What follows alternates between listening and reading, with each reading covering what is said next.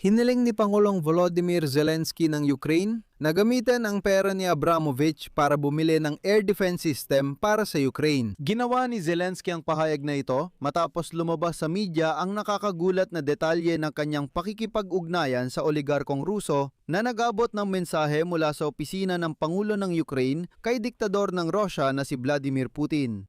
Ayon sa Financial Times, inimbitahan ni Pangulong Volodymyr Zelensky si Roman Abramovich sa Kyiv noong nakaraang buwan sa nabigong pagtatangkang kumbinsihin si Vladimir Putin na magsagawa ng direktang usapang pangkapayapaan.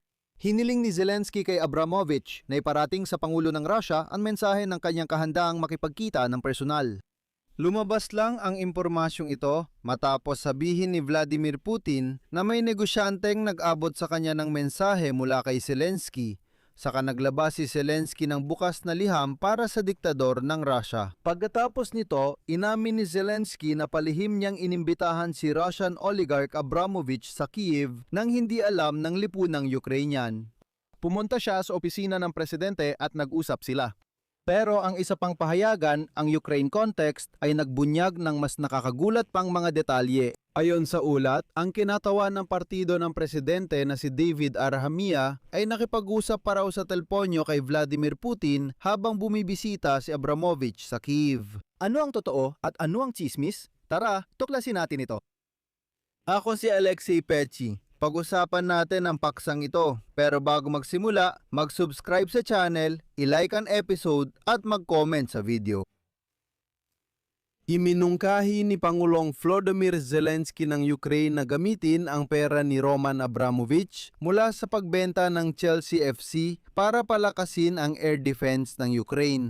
Sa isang panayam sa The Guardian, sinabi ni Zelensky na tinalakay niya ang isung ito kasama ang punong ministro ng United Kingdom na si Keir Starmer at narito ang kanyang pahayag. Sabi ng punong ministro, ginagawa niya ang lahat at alam ko ang pinag-uusapan ito ng mga diplomat natin. Mahirap itong usapin. Ang pinag-uusapan dito ay halos 2.2 bilyong pound sterling na na-freeze ng mga otoridad ng Britanya matapos ang pagbebenta ni Abramovich. Ibinenta ni Abramovich ang Chelsea para magamit ang pera sa makataong tulong sa Ukraine. Sabi ni Zelensky, pwedeng gamitin ang pera pambili ng mamahaling bala para sa air defense at proteksyon ng enerhiyang infrastruktura ng Ukraine laban sa missile attacks ng Russia. Narito pa ang isa pang pahayag niya. Makakatulong ang perang ito at makatarungan sa atin. Russia ang nagsimula ng digmaan, kaya bakit hindi gamitin ang pera nila? Binanggit din ni Zelensky ang pagpupulong kay Abramovich sa Kiev noong digmaan. Diretsahan niyang sinabi kay Abramovich, kailangan namin ang pera ninyo. Dito nagsisimula ang pinakakapanapanabik. Walang nakakaalam tungkol sa ganitong pakikita ni Zelensky at Abramovich hanggang sa ito ay isiwalat ng Russia na diktador na si Vladimir Putin na malinaw na sinusubukang madhasik ng alitan sa lipunang Ukrainyano. At ngayon lang ibinunyag ni Zelensky na oo, totoo, nung buwan ng Mayo ay nagkita sila ni Abramovich. Ipinaabot niya sa pamamagitan niya kay Russian President Putin ang alok ng tigil putukan at bilateral na pagpupulong. Binanggit din ni Zelensky na hindi siya magbabalak na isuko sa Russia ang Donbas. Ayon sa kanya, ito ang pangunahing mensahe. Sinabi ko na hindi kami aalis at hindi namin ibibigay ang tagumpay sa inyo ng ganon. Nauna nang isinulat ng Financial Times na inimbitahan ni Zelensky si Abramovich sa Kyiv noong nakaraang buwan para magatid ng mensahe kay Putin. Nais ng Ukraine ipakita ang seryosong hangarin sa direktang usapang kapayapaan sa mga Ruso kahit ang Estados Unidos na naghahangad maging tagapamagitan sa tigil putukan ay nalilihis ng pansin dahil sa digmaan sa gitnang silangan. Ayon sa ulat, umasa ang Kyiv ng tagumpay sa pagpigil sa opensiba ng Russia na halos tumigil nitong mga nakaraang buwan dahil sa malalaking pagkalugi ng mga tropang Ruso at pinsalang dulot ng malalayong airstrike sa loob ng linya ng Russia ay magbibigay ng lakas para sa agarang tigil putukan. Narito ang kronolohiya ng kwentong ito. Noong nakaraang Biyernes, sinabi ni Vladimir Putin na noong Mayo 21 matapos ang kanyang pagbisita sa Kyiv, nakipagkita siya sa isang negosyante na tinawag niyang at ito ay CP, isa sa mga kinatawan ng ating mga negosyanteng grupo. Pinakinggan niya si Abramovich at tumanggi siyang makipagkita kay Zelensky. Sa huli, kinumpirma mismo ni Zelensky ang ulat ng Financial Times na nagsabi sa Sky News na totoong nagkita sila ni Abramovich sa Kyiv, ngunit inilahad niya ang istorya sa medyo ibang pananaw. Narito ang CP mula kay Zelensky.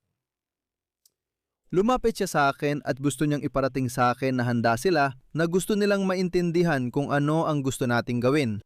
Sinabi ko na hindi ito tungkol sa amin, kundi kayo ang lumalaban sa amin sa aming teritoryo. Binanggit ko rin ang Donbas, yun ang pangunahing mensahe. Hindi kami aalis at hindi namin ibibigay sa inyo ang tagumpay sa paraang yun. Napag-usapan din namin ang anumang kompromiso. Sinabi ko na ang tigil putukan ang pinakamalaking kompromiso mula sa aming panig. Sinabi ni Zelensky kay Abramovich na handa siyang makipagkita kay Putin kahit kailan at paano at hiniling na iparating ito sa diktador ng Russia.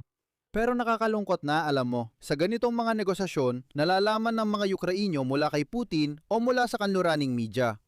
Gusto ko lang sabihin na naging tagapamagitan si Abramovich sa negosasyon ng Russia at Ukraine mula simula ng digmaan noong 2022.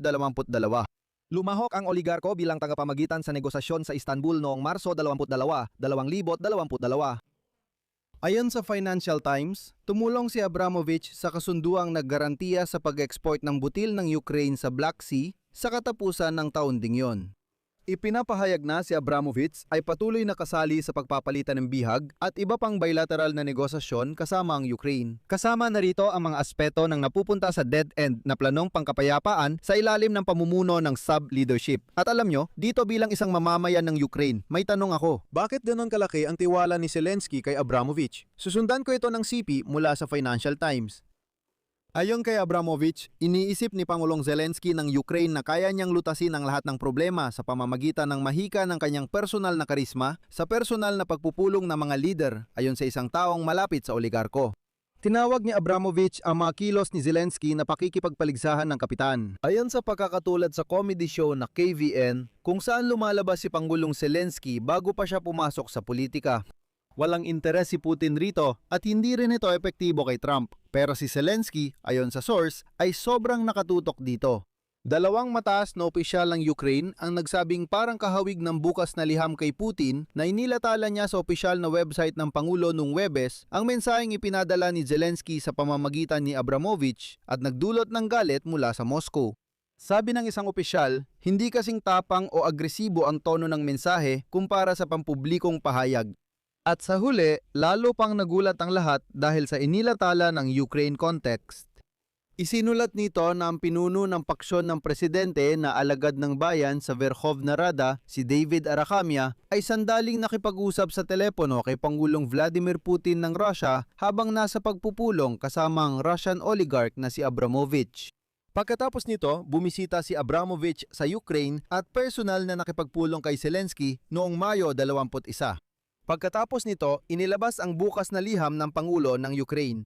Daya na nabanggit ko, ginamit ang bukas na liham na ito para ipakita sa mga hindi mulat na Ruso kung sino ang may kasalanan kung bakit may mga Ukrainian drone at missile sa mga syudad ng Russia.